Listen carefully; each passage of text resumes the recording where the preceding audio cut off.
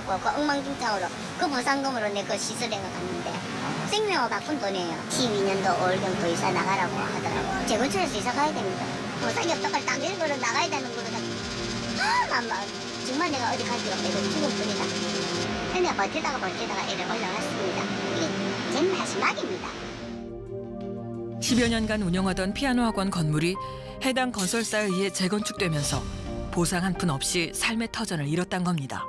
거기가 저희 땅이면은 저희가 책임을 져야 돼요. 근데 저희는 이 사람들이 지주고 저희는 그냥 건축업자일 뿐이에요. 누구의 말이 사실일까요?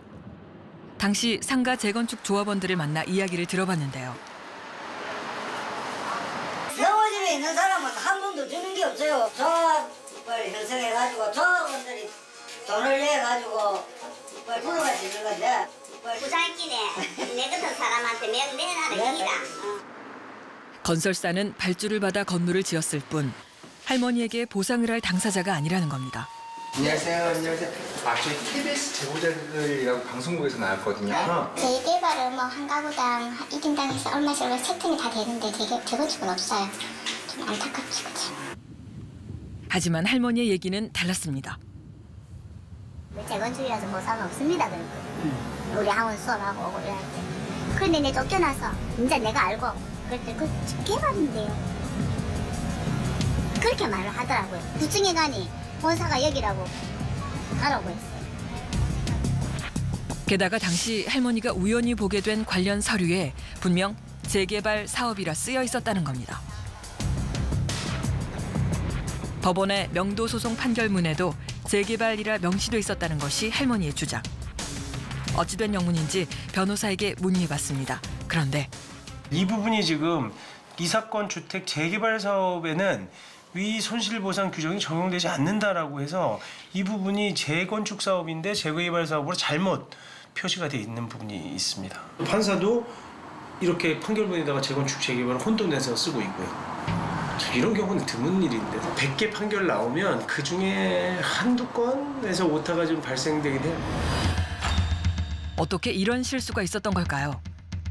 재건축 사업이 판결문상에 재개발 사업으로 표기된 건 단순 오타라는 겁니다.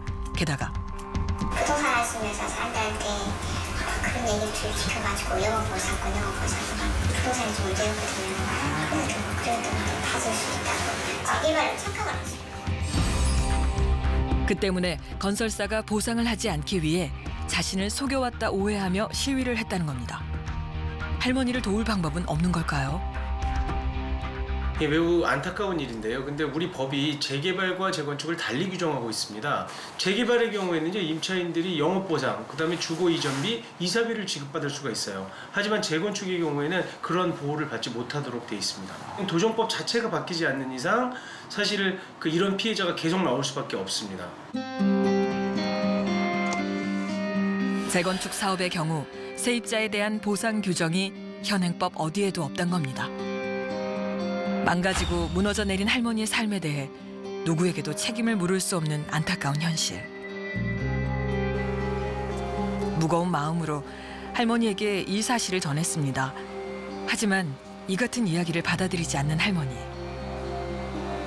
장수가 몇 자 된다고 재개발 재건축 오타를 치겠습니까? 오타가 어디 있으면 그걸 얼마나 중요한 건데. 이렇게 노력 안 하고 있잖아요. 제가 막 이래서 막 이렇게 쫓겨나서 또 덜 억울해요. 근데 그렇게 평생을 열심히 살았어요. 그래서 꿈을 이루고 지금 겨우